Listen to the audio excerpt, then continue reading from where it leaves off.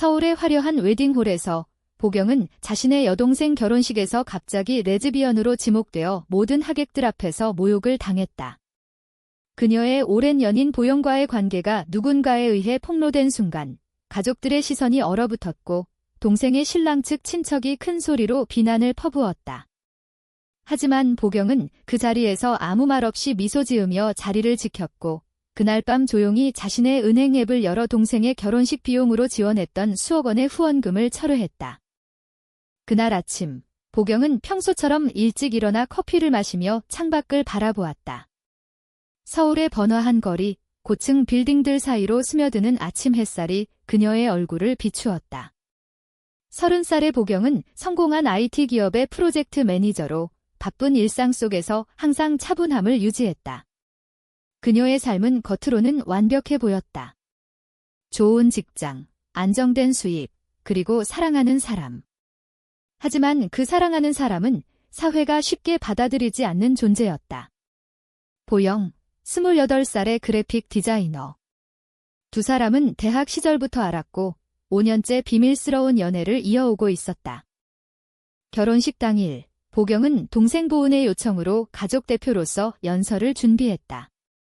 보은은 25살, 막내로 가족의 사랑을 독차지하며 자랐고 이번 결혼은 부모님의 자랑거리였다. 보경은 동생의 행복을 위해 자신의 저축에서 상당한 금액을 후원했다. 언니, 고마워. 언니 덕분에 꿈같은 결혼식이 될 거야. 보은의 말에 보경은 웃으며 고개를 끄덕였다. 하지만 마음속으로는 불안이 스멀스멀 피어올랐다. 보영과의 관계를 가족에게 숨겨온 지 오래였다. 부모님은 전통적인 가치관을 가진 분들로 동성애를 비정상으로 여겼다. 웨딩홀이 가득 찬 가운데 신부 입장이 시작되었다. 보경은 가족석에 앉아 박수를 치며 동생을 바라보았다. 모든 것이 순조로웠다.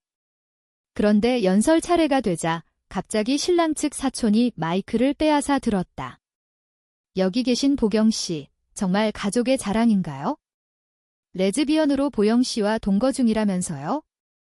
이런 사람이 가족 대표라니 웃기지 않나요? 홀 안이 술렁였다.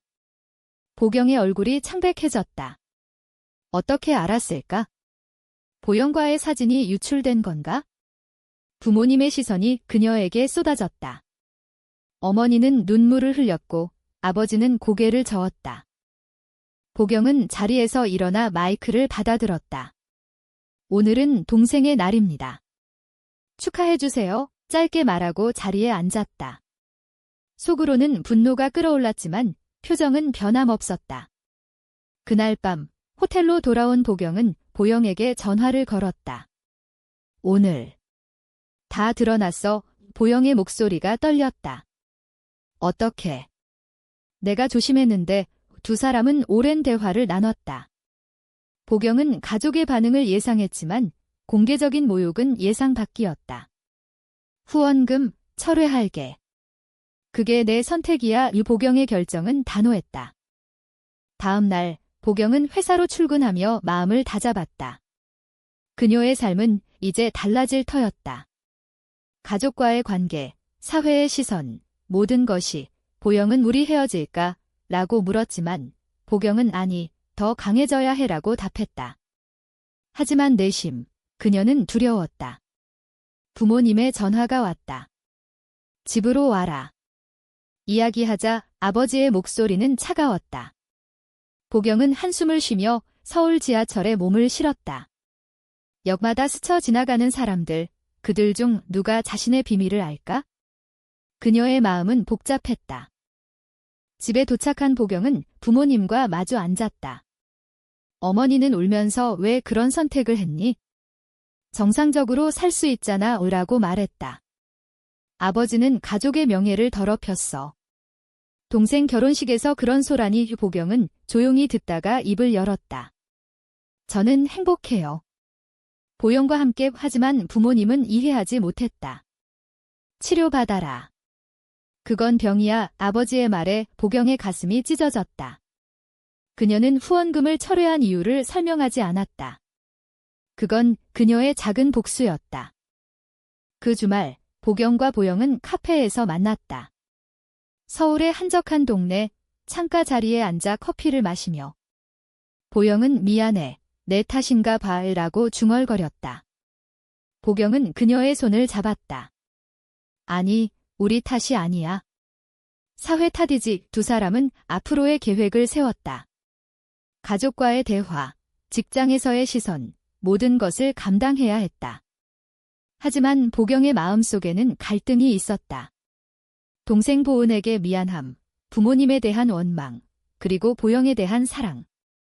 그녀의 선택은 옳았을까?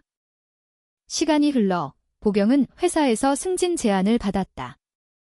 하지만 동료들 사이에 소문이 돌았다. 보경 씨, 레즈비언이래. 상사의 시선이 달라졌다. 그녀는 이를 악물고 일했다. 보영도 자신의 직장에서 비슷한 압력을 느꼈다. 디자이너로서 이미지 중요하잖아. 상사의 말에 보영은 고개를 숙였다. 두 사람은 서로를 위로하며 버텼다. 하지만 내부의 갈등은 커져만 갔다. 보경은 밤마다 잠을 이루지 못했다. 내가 왜 이렇게 살아야 해? 그녀의 자문자답이었다. 보경의 후원금 철회 소식이 가족에게 알려진 건 일주일 후였다. 동생 보은이 울면서 전화했다. 언니, 왜 그래? 결혼식 비용이 부족해져서. 보경은 차분하게 답했다. 미안해. 하지만 나도 상처받았어. 보은은 그게 무슨 상관이야? 가족인데 라고 소리쳤지만 보경은 전화를 끊었다. 그녀의 결정은 가족과의 단절을 의미했다. 부모님은 더 화가 났다. 내가 어떻게 그런 어머니의 눈물 섞인 목소리가 귓가에 맴돌았다. 보영과의 관계는 더 깊어졌다. 두 사람은 서울의 작은 아파트에서 함께 살기 시작했다. 이전에는 각자 집에서 몰래 만나왔지만 이제 모든 게 드러난 이상 숨길 필요가 없었다. 하지만 그 자유는 대가를 치렀다. 보영의 부모님도 알게 되었고 그녀를 집에서 쫓아냈다. 너 같은 딸은 없어.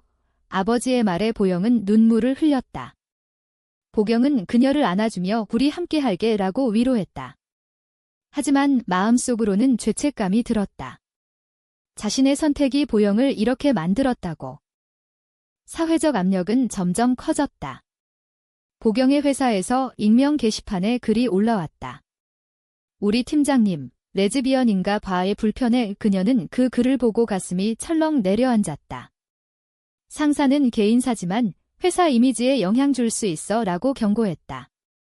보경은 이를 악물고 더 열심히 일했다. 프로젝트를 성공적으로 마무지며 자신의 가치를 증명하려 애썼다. 하지만 밤이 되면 불안이 엄습했다. 내가 왜 숨겨야 해? 왜 비난받아야 해? 보영도 비슷한 상황이었다. 디자인 에이전시에서 클라이언트가 그런 사람과 일하고 싶지 않아 라고 말하며 계약을 취소했다. 보영은 좌절했다. 내 재능이 아니라 내 성향 때문에. 그녀는 보경에게 털어놓았다.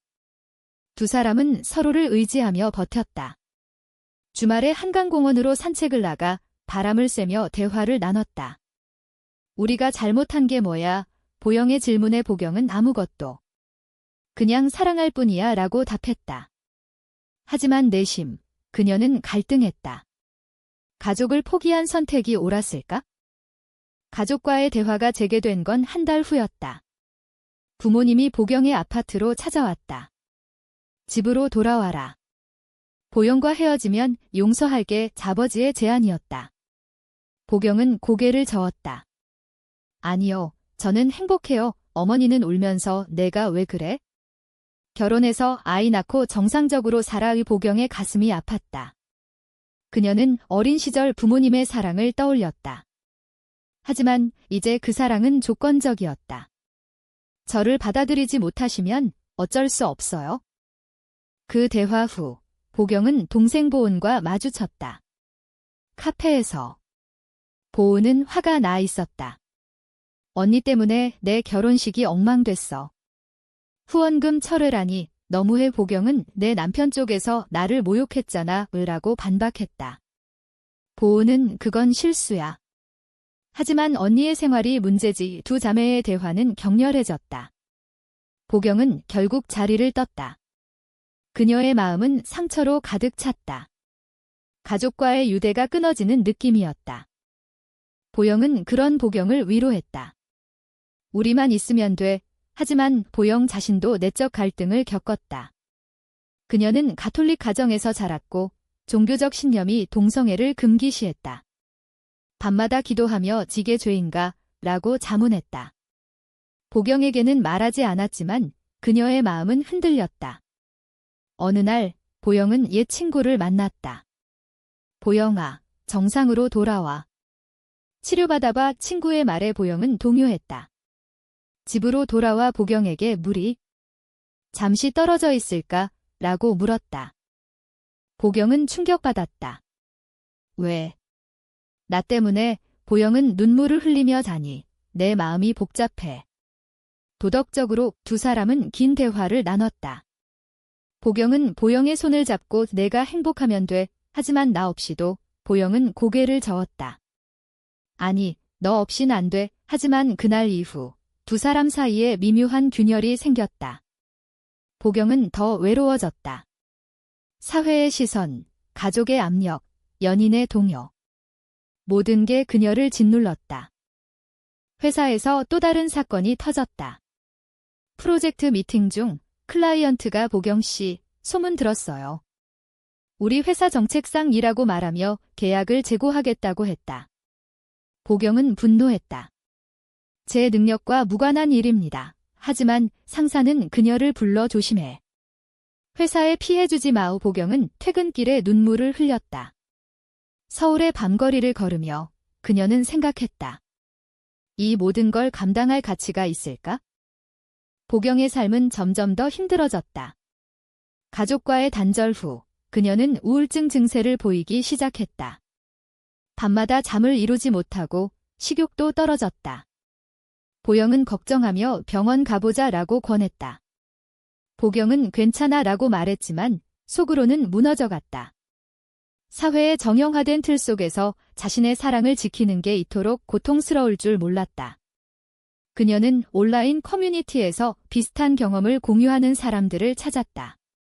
나처럼 사는 사람들 많아. 하지만 그조차 위로가 되지 않았다. 보영과의 관계도 위태로워졌다. 보영은 자신의 종교적 갈등을 더 이상 숨기지 못했다. 교회에서 나를 피해. 신부님이 상담 권하셨어. 보경은 그런가 봐. 내 마음이 중요해 라고 말했지만 가슴이 찢어졌다. 보영이 상담을 받으러 간 날, 보경은 혼자 아파트에 앉아 울었다. 내가 그녀를 망치고 있어. 그녀의 자책이었다. 상담 후 보영은 변했다. 신부님이 말씀하시길 이건 선택의 문제래. 노력하면 바뀔 수 있어. 이 보경은 충격받았다. 바뀐다니. 우리 사랑이 잘못된 거야. 두 사람은 처음으로 크게 다퉜다. 보영은 모르겠어. 도덕적으로 괴로워. 보경은 그럼 헤어지자. 내가 행복해지게. 하지만 보영은 아니, 못해. 그날 밤 두 사람은 서로를 안고 울었다. 하지만 균열은 더 커졌다. 가족 쪽에서 연락이 왔다.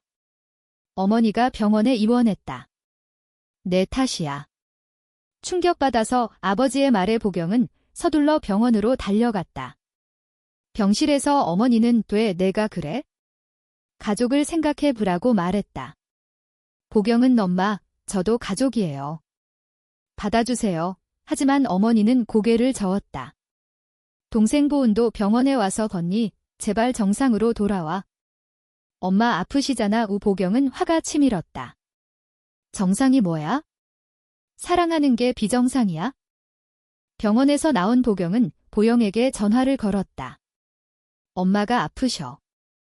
나 때문에. 보영은 가족과 화해해. 나 포기하고. 보경은 못해. 너 없인 안 돼. 하지만 보영의 목소리는 차가웠다. 나도 지쳤어. 이 모든 압력, 두 사람의 대화는 점점 멀어졌다. 보경은 서울의 거리를 방황했다. 비가 내리는 밤, 그녀는 벤치에 앉아 생각했다. 내 선택의 대가가 이토록 크다니. 회사에서 최악의 일이 벌어졌다. 상사가 보경 씨, 인사 이동이야. 본인도 편할 거야. 그녀는 지방지사로 발령났다. 왜요? 제 성과는 좋잖아요. 상사는 회사 분위기 때문에 보경은 항의했지만 소용없었다. 그녀는 포기하고 짐을 쌌다. 보영에게 부산으로 가야 해. 같이 갈래? 보영은 망설였다. 내 일 때문에. 생각해 볼게. 부산으로 이사한 보경은 새로운 삶을 시작했다. 하지만 외로움은 더 컸다. 보영과의 연락이 뜸해졌다. 바빠라는 핑계로. 보경은 의심했다. 다른 사람 만난 건가? 그녀는 서울로 올라와 보영을 찾아갔다. 보영의 아파트에서 그녀는 충격적인 장면을 목격했다. 보영이 옛 남자친구와 함께 있는 모습. 이게 뭐야? 보경의 목소리가 떨렸다. 보영은 눈물을 흘렸다. 미안해. 난 정상으로 돌아가려고. 보경은 배신감을 느꼈다. 정상. 우리 사랑은 뭐였어? 두 사람은 격렬하게 싸웠다. 보영은 종교 때문에, 가족 때문에. 내가 이해해줘. 보경은 이해 못해. 내가 날 버린 거야. 그녀는 아파트를 나와 눈물을 흘리며 거리를 걸었다. 그날 그녀의 세계가 무너졌다. 배신의 충격으로 보경은 한동안 방황했다. 부산의 바닷가에서 파도 소리를 들으며 그녀는 과거를 회상했다. 보영과의 첫 만남, 대학 캠퍼스에서. 너 예쁘다. 보영의 말에 보경은 웃었다. 그 사랑은 순수했다. 하지만 사회의 벽이 그들을 갈라놓았다. 왜 우리는 이렇게 고통받아야 해? 보경의 자문이었다. 가족과의 관계도 최악이었다. 어머니의 퇴원 후 보경은 집에 가지 않았다. 아버지가 전화로 내가 보영과 헤어졌다는 소문 들었어. 이제 돌아와. 보경은 다니요. 제3이에요. 아버지는 화를 냈다. 내 선택으로 가족이 파탄났어. 보경은 죄책감을 느꼈다. 동생 보은의 결혼 생활도 흔들리고 있었다. 언니 탓에 남편 쪽 시선이 달라졌어. 보은의 말에 보경은 미안했다. 하지만 후회하지 않았다. 보영과의 이별 후 보경은 자신을 돌아보았다. 부산지사에서 열심히 일하며 새로운 친구들을 사귀었다. 그중 한 명, 수진이 그녀를 위로했다. 너처럼 강한 사람 처음 봐. 수진도 동성애자였다. 보경은 그녀와 대화를 나누며 위안을 얻었다. 사회가 변해야 해. 수진의 말에 보경은 공감했다. 그녀는 LGBT 커뮤니티 모임에 참석하기 시작했다. 그곳에서 비슷한 아픔을 가진 사람들을 만났다. 하지만 보영의 배신은 잊히지 않았다. 어느 날 보영이 부산으로 찾아왔다. 미안해. 잘못했어. 보경은 차갑게 대했다. 왜 왔어? 내 정상 생활로 돌아가. 보영은 울면서 너 없인 못 살아. 그 남자는 실수였어. 보경의 마음이 흔들렸다. 내가 날 버렸잖아. 두 사람은 긴 대화를 나눴다. 보영은 종교 상담을 그만두고 가족과도 단절했다고 말했다. 너를 선택할게. 보경은 망설였다. 다시 믿을 수 있을까? 하지만 사랑은 여전했다. 그녀는 보영을 용서했다. 두 사람은 재결합했다. 부산에서 새 출발을. 하지만 과거의 상처는 남아 있었다. 가족의 압력, 사회의 시선. 보경은 부모님에게 편지를 썼다. 저를 받아주세요. 아니면 영원히 작별이에요.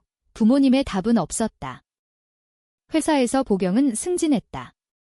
그녀의 성과가 인정받은 덕분이었다. 개인사와 일은 별개야. 상사의 말에 보경은 안도했다. 하지만 여전히 소문은 돌았다. 그녀는 이를 무시하며 앞으로 나아갔다. 보영도 부산으로 이사해 새로운 직장을 구했다. 두 사람은 함께 산책하며 미래를 꿈꿨다. 우리 결혼할까? 보영의 말에 보경은 웃었다. 한국에서. 어렵지만 노력해보자. 그런데 또 다른 위기가 왔다. 보경의 아버지가 심장마비로 쓰러졌다. 병원에서 가족들이 모였다. 동생 보은이 언니, 이제 와서 뭐해? 보경은 아빠 때문에 왔어. 아버지는 회복 후 보경을 불렀다. 내 삶을 인정할게. 하지만 가족으로 돌아와 보경은 눈물을 흘렸다. 고마워요. 하지만 어머니는 여전히 반대했다. 보영은 안 돼. 가족 내 갈등은 계속되었다. 보경은 선택의 기로에 섰다. 가족과 연인 사이에서. 그녀는 보영에게 가족과 화해하려 해. 보영은 나 포기하지 마. 보경은 아니, 너와 함께. 그녀는 부모님께 보영을 소개했다. 이 사람이 제 사랑이에요. 부모님은 충격받았지만 아버지는 시간이 필요해 라고 말했다. 어머니는 여전히 반대했지만 조금씩 누그러졌다. 사회적 변화도 느껴졌다. 서울에서 LGBT 권리 운동이 활발해졌다. 보경은 모임에 참석하며 목소리를 냈다. 우리도 사람이다. 그녀의 용기는 주변을 변화시켰다. 회사 동료들도 그녀를 지지하기 시작했다. 하지만 여전히 정키에는 있었다. 한국 사회가 변하려면 아직 멀었어. 보경과 보영의 삶은 안정되기 시작했다. 부산에서 함께 살며 작은 행복을 쌓아갔다. 주말에 바다를 보며 산책하고 저녁에 함께 요리하며. 하지만 과거의 상처는 완전히 사라지지 않았다. 보경은 가끔 밤에 악몽을 꾸었다. 결혼식에서의 모욕, 보영의 배신. 이 모든 게 같이 있었을까? 그녀의 자문이었다. 가족과의 화해는 천천히 진행되었다. 아버지가 먼저 손을 내밀었다. 보영도 데려와 크리스마스의 가족 모임에서 보영이 처음으로 참석했다. 어색한 분위기 속에서 아버지는 환영해라고 말했다. 어머니는 여전히 불편해했지만 대화를 시도했다. 동생 보은도 언니, 미안했어 라고 사과했다. 보경은 눈물을 흘렸다. 고마워. 하지만 사회의 압력은 여전했다. 보영의 직장에서 다시 소문이 돌았다. 레즈비언 커플이래. 그녀는 좌절했지만 보경의 격려로 버텼다. 두 사람은 결혼을 꿈꿨다. 한국에서 동성 결혼이 불법이지만 해외에서 하기로 했다. 우리 방식으로 행복하자. 보경의 말에 보영은 미소 지었다. 고조되는 긴장 속 보경은 큰 결정을 내렸다. 회사에서 공개적으로 커밍아웃했다. 저는 레즈비언입니다. 제 삶을 존중해주세요. 동료들의 반응은 엇갈렸다. 일부는 지지했지만 일부는 피했다. 상사는 용감하네 라고 말했다. 하지만 그 후 그녀는 승진에서 제외되었다. 회사 정책상 보경은 분노했지만 포기하지 않았다. 그녀는 LGBT 권리 단체에 가입해 활동했다. 보영도 변화했다. 종교적 갈등을 극복하며 신은 사랑을 금하지 않아 라고 믿게 되었다. 그녀는 자신의 이야기를 블로그에 썼다. 우리처럼 사는 사람들을 위해 그 글은 많은 공감을 받았다. 하지만 악플도 쏟아졌다. 비정상 지옥 갈 거야. 보영은 상처받았지만 보경의 위로로 이겨냈다. 최고조의 갈등은 가족 모임에서 터졌다. 어머니가 보영과 헤어져 정상적으로 살아라고 말했다. 보경은 천마, 그만해요. 저를 사랑하시면 받아주세요. 어머니는 울면서 내가 왜 그래? 내 탓인가? 보경은 아니요. 그냥 저예요. 그 대화 후 어머니는 조금씩 변했다. 시간 줘. 시간이 흘러 보경과 보영은 해외에서 결혼식을 올렸다. 소규모로 지인들만 초대. 한국으로 돌아온 후 그들은 더 강해졌다. 사회의 변화도 느껴졌다. 법안 논의, 미디어의 긍정적 보도. 하지만 여전히 싸움은 계속되었다. 마지막으로 보경은 자신의 일기를 쓰며 생각했다. 내 선택의 대가는 컸지만 후회하지 않아. 그녀의 삶은 드라마처럼 긴장과 갈등으로 가득했다. 하지만 그 끝에 식성이 있었다. 이 이야기에서 보경의 선택은 옳았을까? 아니면 가족을 희생한 이기적인 행동이었을까?